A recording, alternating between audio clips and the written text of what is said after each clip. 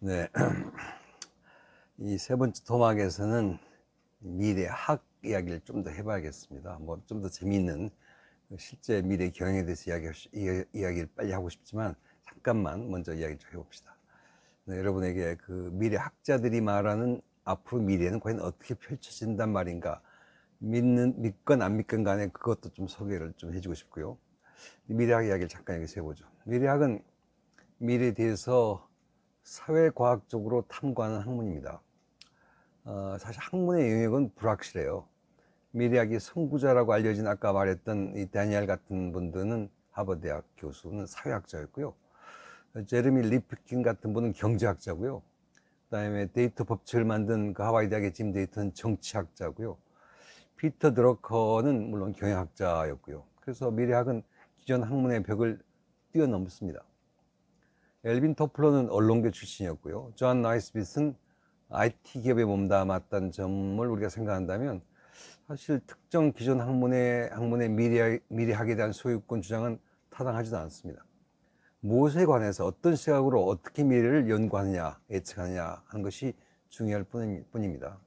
미래학은 개연성 있는, 그 가능성이 높은, 그리고 더 나은 미래상을 상정하고 연구하는 학문이지만, 그래서 아직은 좀 미성숙한 학문으로 평가하는 분들도 많은데, 그러나 쭉 내가 공부를 해보면서 아는 바지만 단순히 예언에 현혹되지 말라고 했습니다.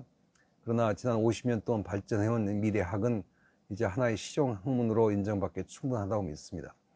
그래서 그러나 우리나라의 대학에서는 미래학을 별로 안 가르쳐요. 그래서 내가 미래학 책을 쓴 이유도 미래학을 대학에서 좀 가르치도록 만들자. 가르치려면 교과서가 있어야 되잖아요. 미국에서는 교과서들도 미국에서 좀 부족합니다. 내가 많은 걸 뒤졌는데 미국에서도 교과서다운 교과서는 딱 한두 권밖에 없어요. 그래서 이게 어찌 보면 내 나름대로 이제 정립한 책이 되는데요. 그러나 실용 학문이라고 생각합니다. 미래학 이야기를 잠깐 이제 역사를 좀 이야기해 볼까 싶습니다. 미래학의 역사를 한번 훑어볼까요? 미래학의 역사는 고대로 거슬러 올라갑니다. 아주 고대로 거슬러 올라가요. 인류 문명의 시발점이라고 할 수 있는 기원전 약 600년경에 기원전 600년경 이 고대 그리스 문명이 우리나라도 마찬가지였죠. 당시 인간은 하늘이나 신에게 기도를 드리고 계시를 받았다고 했습니다. 그래서 이제 델포이라는 조그마한 그 델포에 있는 그 아폴로 신전에서 계시를 받는 이 피티아라는 여자 사제들이 그 존재가 절대적이었답니다. 내가 뭐 어디서 사진을 하나 땄는데 뭐 이런 영화 속에나 나올 법한 분들이 있죠. 그래서 내가 미래 역사 이야기하면서 잠깐 이걸 불러서 말하면 여러분 잘 안 보이겠지만 글자들이 잠깐 읽어볼게요. 이게 이제 여사제의 모습이죠. 여사제의 모습이죠. 그래서 조금 작게 줄이면 빛이 어떻게 비치에 따라 가지고 보일 수도 있고 안 보일 수도 있는데요. 처음으로 유튜브 하는 사람들은 조명 장치도 제법 필요하겠구나 하는 생각을 하게 되네요. 아무튼 여사제, 신비스러운 존재들이죠. 그래서 이런 여사제들, 피티아의 존재가 절대적이었답니다.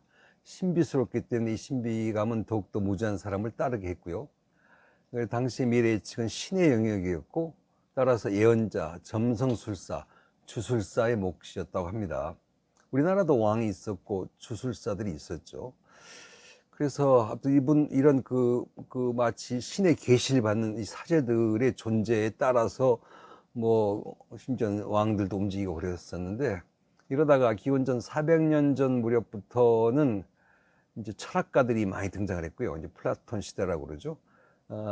그러나 그리스 문명을 계승했던 로마 제국이 멸망하면서 이제 미래학에 대한 싹도 이제 사라지고 말았었는데요.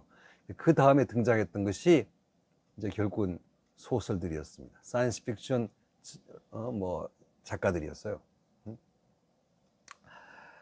이제 그리스부터 미래학이 태동했다고 볼 수 있는데, 그래서 이제 그 당시에 유명했던 이 책들이 몇 권 있습니다. 잠깐만 소개하면요.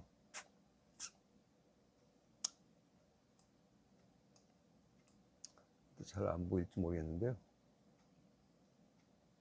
안 보이더라도 잠깐만 참고 내가 좀 한번 읽어보도록 하겠습니다. 아이쿠야.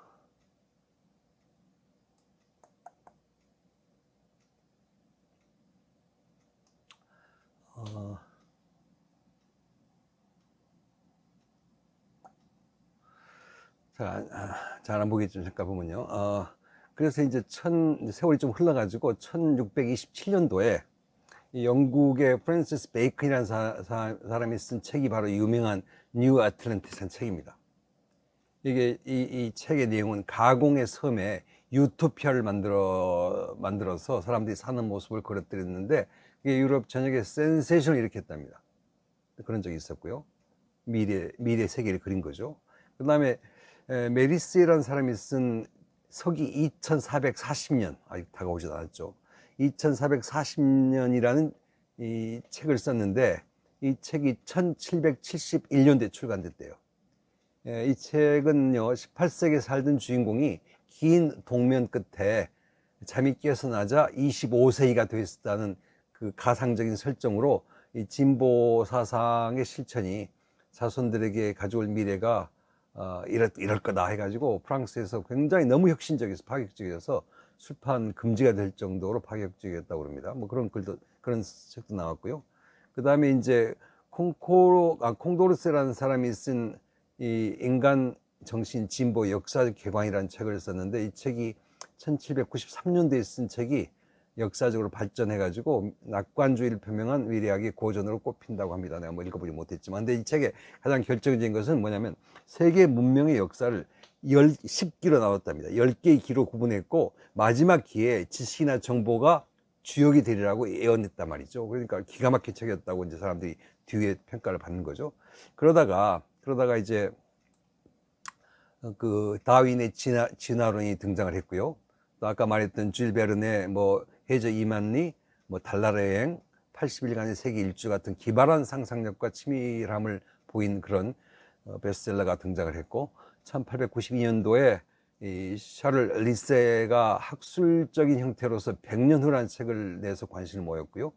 보았고 그러면서 그 책에서는 세계 인구 증가에 대한 통계적 예측을 통해서 미국과 러시아가 이강 체제로 나갈 것이고 석탄에서 석유로 그다음에 태형 에너지 시대로 그렇게 예측을 했는데 100년 후인 지금 보면 아주 정확하게 예측이 맞아 떨어졌다는 거죠. 뭐 이런 등등의 책들이 나오면서 세상의 주목을 끌었답니다.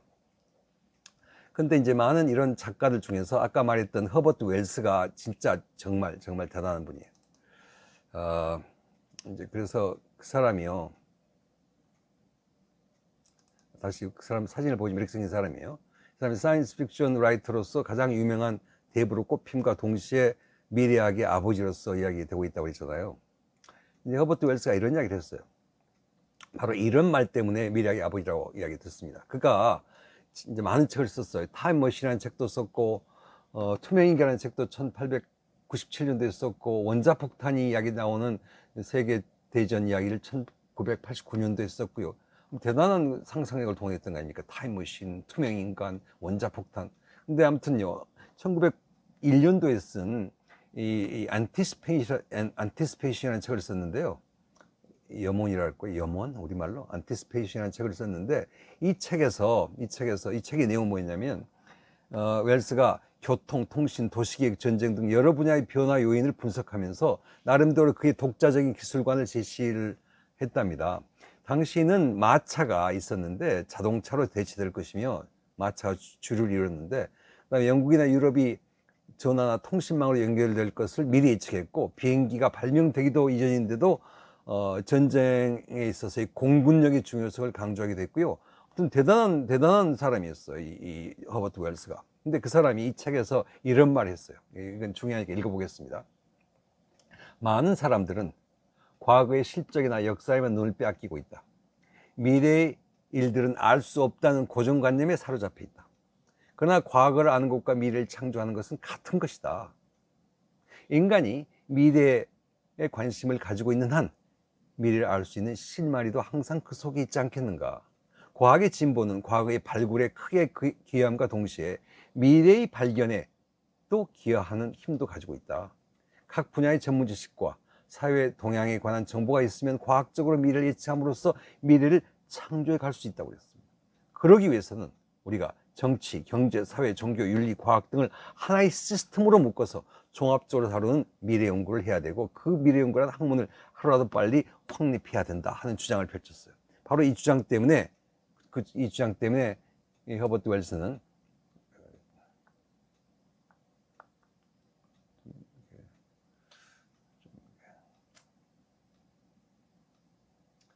조금 이게 안 보이죠?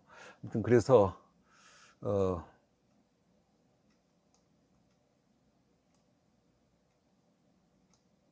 이렇게 하면 더 안 보일 거 아니겠습니까?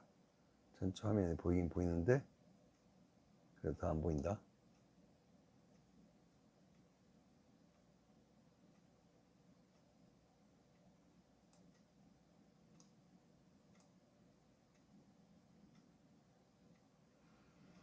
아무튼 그랬어요. 미래학의 아버지라고 평가를 받는 분이 바로 영국의 소설가였던 허버트 웰스입니다.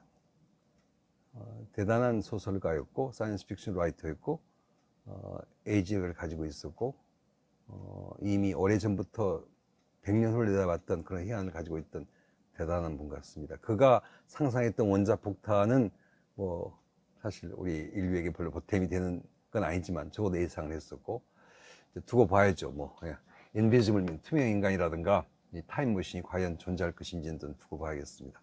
그래서 허버트 웰스가 중요하다.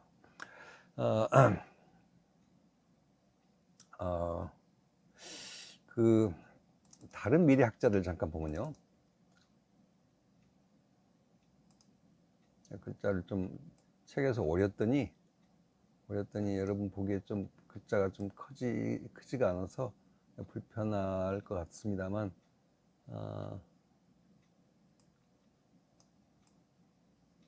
읽어볼게요. 미래학자들, 대표적인 미래학자들, 아까 말했던 다니엘 벨, 사회학자 다니엘 벨이 있었고요. 이건 참, 맞아, 있었고요. 엘빈 토플러도 있었고요. 사뮤엘 헌팅턴이라는 분도 있고요. 문명의 충돌, 세계 질서의 재편, 뭐 이런 책들 썼습니다. 엘빈 토플러 미래의 충격, 제3의 물결, 권력 이동, 뭐 이런 책을 썼고요.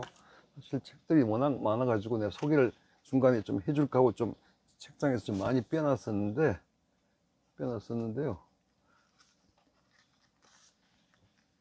뭐 크게 중요하지 않지만 이 책이 세계를 어떤 미래로 몰아넣은 책이에요. 이 책이. 이 제3의 물결, 이 책. 그 다음에 엘빈 토플러의 권력 이동, 이런 책들이 엘빈 토플러 신드롬을 불러일으킨 책이고요. 나중에 이 부와 법칙의 미래, 이런 책으로 유명했던 분이고요.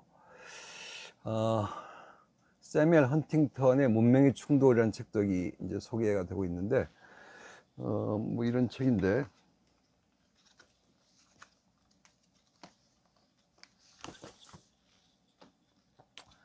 이런 책 문명의 충돌.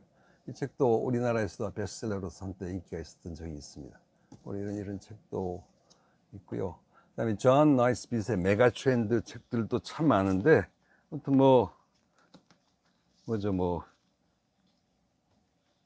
이런 책들이죠. 뭐 메가 트렌드도 있고 메가 트렌드 아시아도 있고 뭐 이런 책들. 이 존 나이스빗은 메가 트렌드라는 용어로서 아주 세계적인 인물이 된 분입니다. 이런 책도 미래 서적으로 아주 알려진 유명 도서인 셈이죠. 이런 책들이 다 유명한 베스트셀러들이었다. 그 다음에 미래라는 용어에 대해서 좀 불확실했던 사람들에게 깨우침을 준 책들이었다. 이렇게 이야기를 할 수가 있겠습니다. 뭐 그렇고요. 그 다음에 또 다른 부류 분들이 피터 드러커, 아까 잠깐 이야기했지만 그 뉴 소사이티, 뭐 새로운 사회, 뭐 이런 책을 써가지고 저기 어딘가 있을 텐데, 피터 드러커 새로운 사회, 이런 책들 뭐 있습니다만 스킵할게요. 그래가지고 아까 이야기했잖아요. 피터 드러커가 바로 미래를 창조하는 가장 좋은 방법, 미래를 예측하는 가장 좋은 방법은 미래를 직접 창조하는 것이다 그랬고요. 프랑스의 천재학자라고 알려진 프랑스가 자랑하는 학자 이 자크 아탈리도 아주 유명 인사입니다. 자크 아탈리도 책이 어딘가 있었는데 뭐 그의 책 중에 하나가 뭐 이런 책이에요. 이런 책. 미래를 어떻게 미래를 예측할 것인가. 이게 그 프랑스가 자랑하는 학자, 대학자의 저서로 세계적으로 또 인기를 끌었고요. 이런 책들이 뭐 있습니다. 그리고 내가 잠깐 만난 적이 있는 네그로폰테 이런 분이 MIT 분들이에요. MIT 분들이 마이클 저츠도스 이런 분들이 상당히 그 뭐죠? 저기 IT 관점에서 세상을 내다본 책들도 많습니다.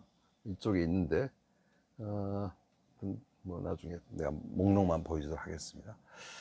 뭐 빌 게이츠도 있고요. 내가 접했던 가장 그 인공지능의 사실은 모범 바이블 같은 책이 바로 이 마르빈 민스키가 쓴 책인데요. 이것은 어떻게 번역된지 모르겠는데 내가 미국에서부터 읽었던 책인데 이 책이요. The Society of Mind라는 책입니다. 마르빈 민스키. 이 책이 바로 인공지능의 가장 초창기의 인공지능에 대해서 인간의 마음이란 무엇인가 해가지고 굉장히 그 재밌게 쓴 책으로서 내가 좀 봤던 기억이 납니다. 아주 오래전에. 마르빈 민스키도 그렇고요. 뭐 빌 게이츠도 책을 쓴 적이 있고 뭐 그래요. 피터 슈와츠라는 사람이 멀리 보는 예술 대표의 미래학자입니다. 이 책도 어딘가 있을 텐데 멀리 보는 예술. 피터 슈와츠의 멀리 보는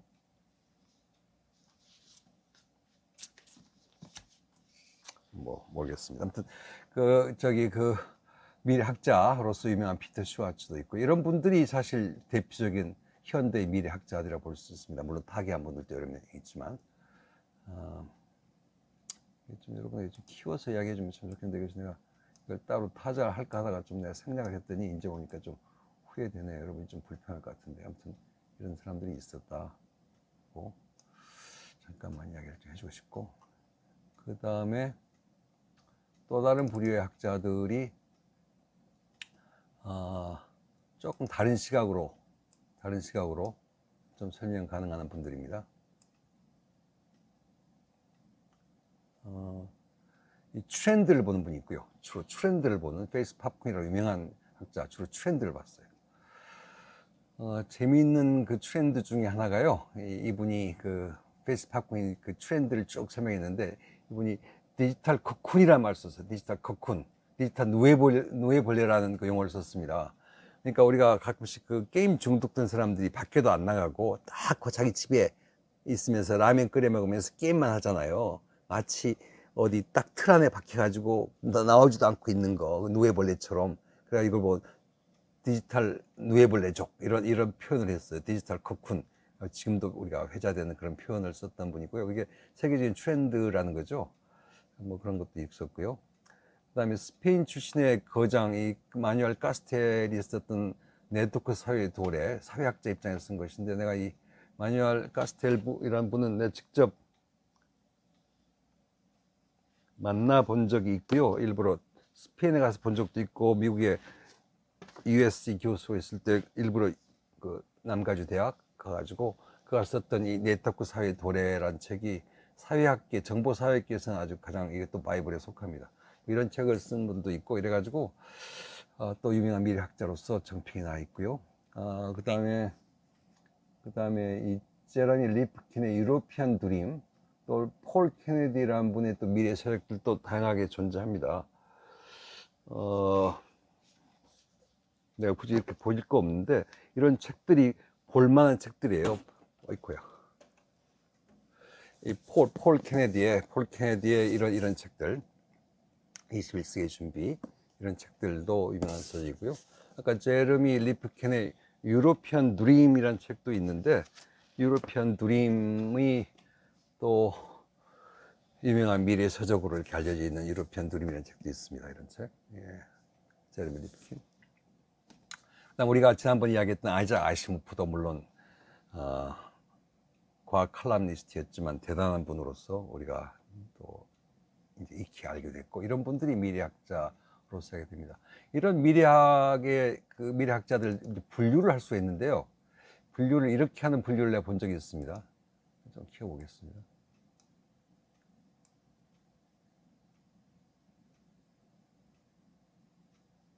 이게 좀 사이즈에 문제가 있네요. 앞부분만 보세요. 내가 나중에 보여주니까. 좀 종말론적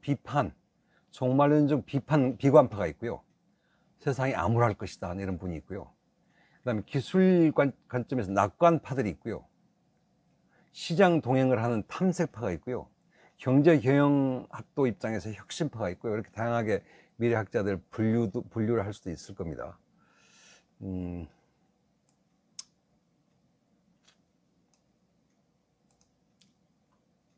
그래서 이제 이런 학자들의 세상을 그림으로 잠깐 내가 한번 그려본 적이 있는데, 이것도 여러분 잘 안 보일 것 같아서 참 미안한데,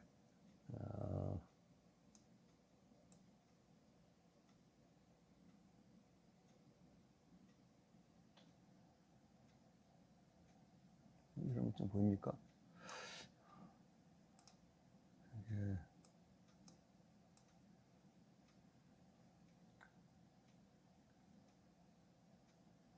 대충 대략 보기 바랍니다.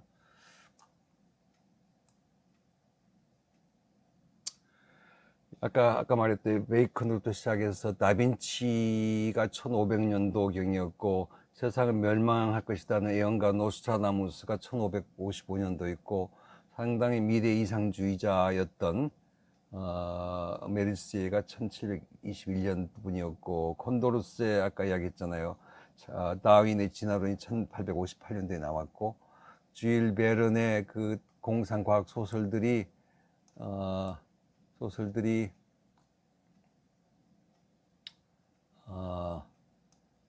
1860년대 이때 무렵이고요. 그 다음에 이제 우리가 지금 말하는 조지 웰스, 유명한 우리 미래학의 대부가 활동했던 것이 1990년대 후반기, 그 다음에 1900년대 초반기였고요. 그 다음에 많은 사람들이 있었어요. 조지 오웰이 이제 유명하죠. 1984년도라는 책을 1948년도에 썼어요. 그래서 빅 브라더 시대, 전자 감 시대를 예견했던 책 1984년도라는 책을 조지 오웰이 1948년도에 써서 지금도 이제 유명 인사가 됐고, 엘빈 토플러 유명하게 시작한 것은 1970년대 무렵부터였고요. 이렇게 무렵이었고, 그 다음에 이제 역사를 그림으로 잠깐 그려본 겁니다.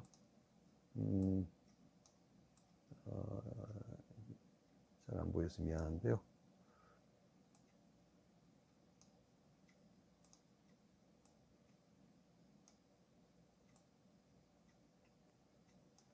그러다 이제 클럽 오브 롬이라는 게 생겼어요. 클럽 오브 롬이. 그러니까 로마에서 그 당시 많은 지도급 인사들이 모여가지고 한번 미래를 좀 논해보자 하는 그런 그 움직임이 있었던 것이, 그래서 유명한 게 이제 클럽 오브 롬이라고 알려졌는데, 그게 1968년도에 결성이 됐고요. 뭐 그러다가 아까 말했던 네크로폰테 MIT 교수가 디지털 사회, 이 Being Digital이라는 그 책이 사실은 상당히 유명 책이고 가장 우리 IT 관점에서 읽어볼 만한 책인데, Being Digital. 그 책이 어디 있나요? 그 책이 사실은 여러분에게 한번 번역서가 나왔는지 안 나왔는지 모르겠는데 한번 보라고 이야기하고 싶은 것이 바로 Being Digital이라는 책인데, 그 책이 눈에 빨리 안 보입니다.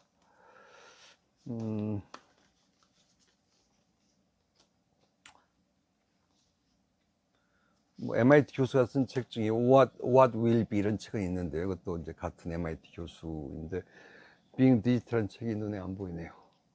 어디 꽂혀 있을 텐데 내가 안 빼놓은 모양입니다. 아무튼 그렇고요.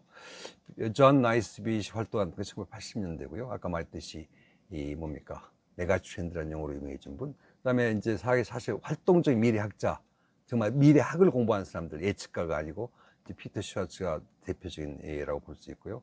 그 후로 이제 아까 말했던 피터 드러컬, 리프킨, 그다음에 그 트렌드 전문가인 페이스파커, 이런 분들이 이제 참여를 하면서 다양한 시각에서 기술적인 측면에서 경제, 뭐 경영 측면에서 시장 동향 측면에서 이렇게 다양하게 이제 미래학을 발전해 오면서 오늘까지 이르는 겁니다. 그래서 이제 드디어 현대 미래학, 그리고 우리가 foresight라고 부르기도 하는데요. future studies, futures가 복수예요, 복수. future가 아니라 futures studies and foresight라는 개념이 이제 한 30년 전부터 등장하면서 미래학이 제대로 정착이 된 것 같습니다. 그래서 여기까지가 이제 미래학에 대한 이야기를 잠깐 소개를 좀 한 거고요.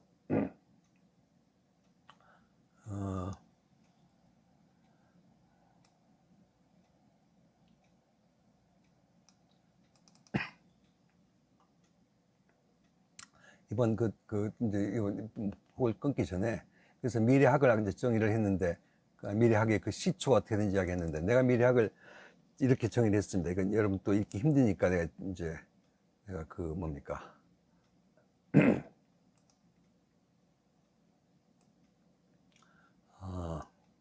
읽어볼게요.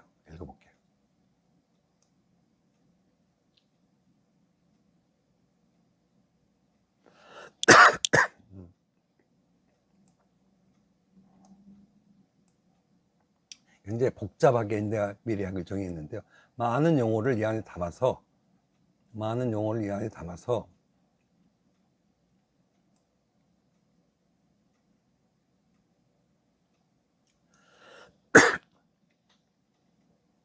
이 문장을 잘 이해하면 미래학이 무엇인지를 정확히 알게 하기 위해서 내가 의도적으로 길게 미래학을 정의했습니다. 내가 정의한 거예요. 굳이 한 줄로 말을 하면 미래학은 이런 거예요. 미래학은 다양한 미래를 예측하고, 정확하게 예측할 수 없어요. 다양한 미래를 예측하고 원하는 미래를 새롭게 창조하는 학문이다.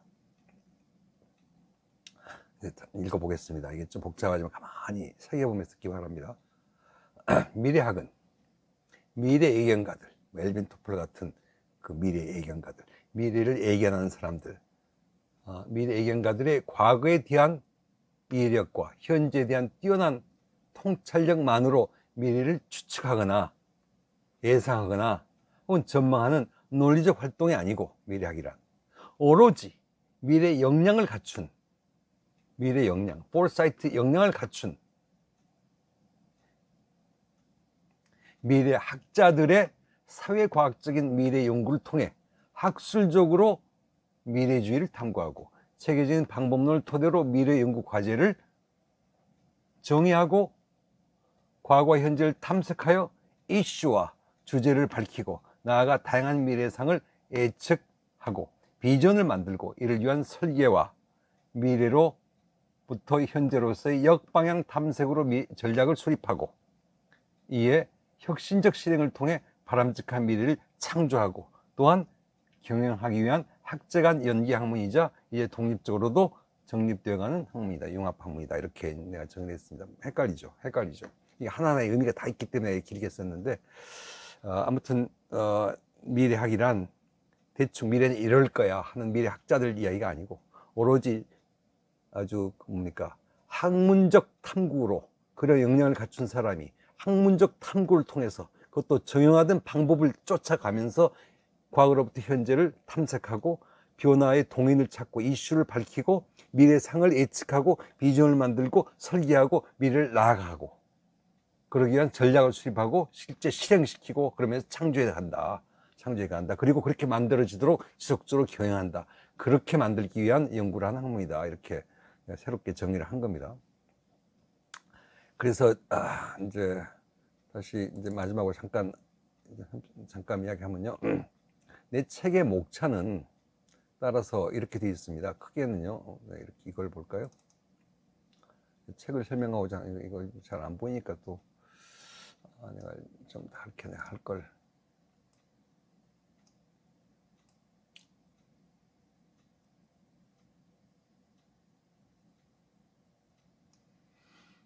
뒷부분 내가 읽어줄 테니까 잠깐 생략하고 이렇습니다. 제1부 미래 경영의 개념. 안 되겠네요.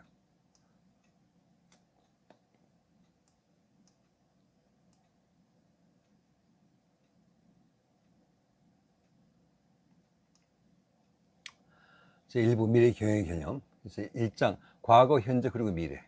2장 미래학이 과거의 현재. 지금 방금 이야기했습니다. 그 다음에 미래학이 전망하는 미래, 이거 좀 이따 얘기하려고 그래요. 그 다음에 제2부, 핵심 이론이 무엇이냐? 변화 시스템 미래, 탐색과 미래 예측, 미래 창조의 핵심 이론.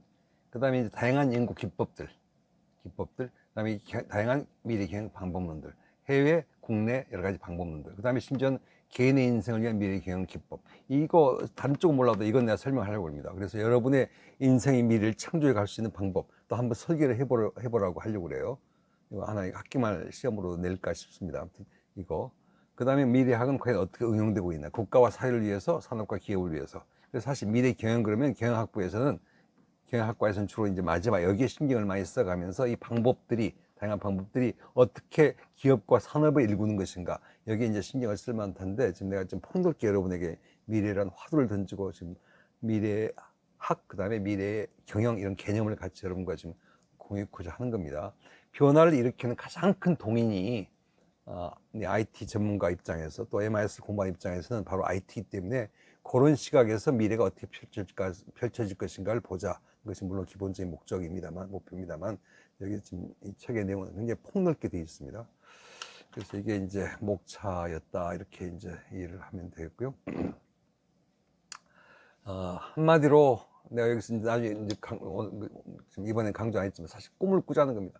꿈을 꾸면 그걸 이룰 수 있다는 거예요. 꿈을 꾸고 그 꿈을 현실로 만들어 가자. 그게 미래를 창조하는 방법이다 하고 내가 다시 한번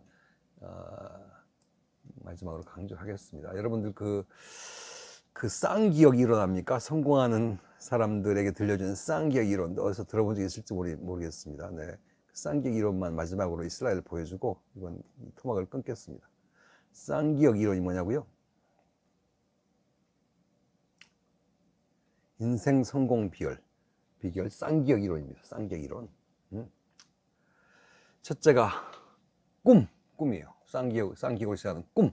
가슴 속에 미래를 향한 비전을 품고, 깡, 용기와 배짱이 있고, 끈, 인맥이 튼튼하고, 꽤, 머리가 비상하며 아는 게 많고, 끼, 각종 재능과 기질을 갖추면 성공한다. 여기에다가 꼴, 외모까지 겸비하면 대성공이다. 이런 말 들어본 적 있습니까? 다 의미 있어요. 말 장난 같기도 하지만 의미가 있습니다.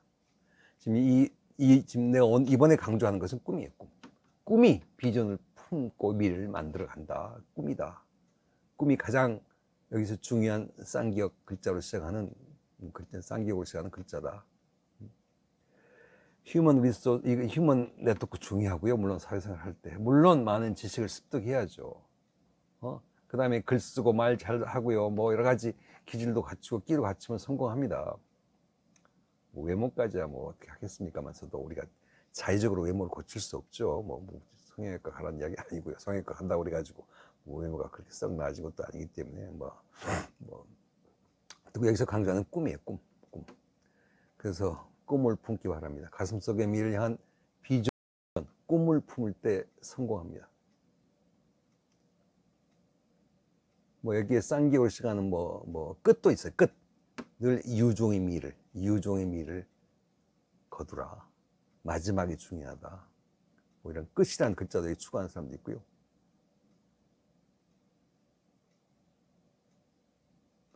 나는 이 중에서 굳이 말하면 꿈과 더불어서 도전하라고 그랬잖아요. 깡 가지세요. 깡도 가지세요.